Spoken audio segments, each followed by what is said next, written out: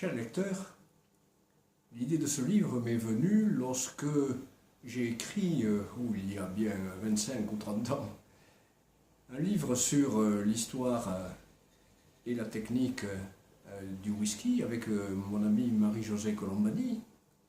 Et puis, un peu plus tard, sur l'Armagnac, avec Fernand Cousteau, qui était à l'époque rédacteur en chef de la Dépêche du Midi. Et nous avions constaté que l'apprentissage de la distillation nous était venu des Arabes.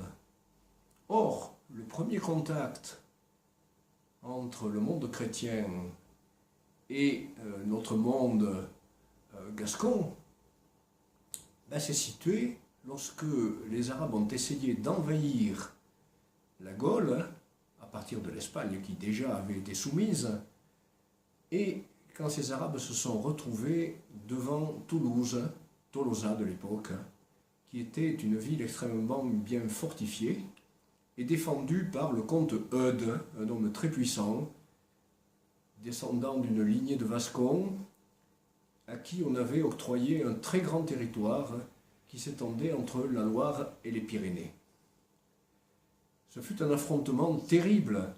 Les chroniques arabes le relatent comme une défaite cinglante, alors que les chroniques chrétiennes passent un petit peu sous silence cette bataille au profit de celle qui eut lieu plus tard à Poitiers et gagnée par Charles Martel. Il faut dire que les chroniqueurs chrétiens écrivaient des textes tout à la gloire de ce Charles et de la future dynastie carolingienne.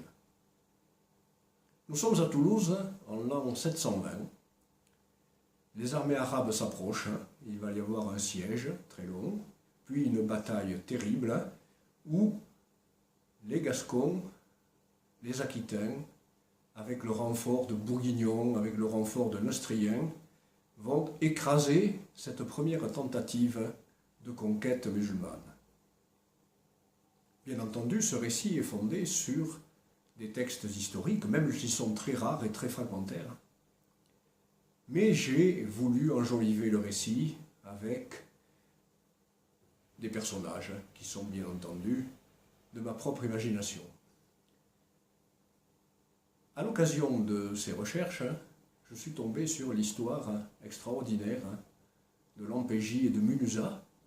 Lampégie qui était la fille du comte Eudes, ce même comte qui, un jour, pour se protéger des intentions belliqueuses de Charles Martel d'un côté et d'Abderrahman, le wali d'Espagne, de l'autre, avait voulu s'allier à un vice-wali qui commandait la Catalogne, Munuza.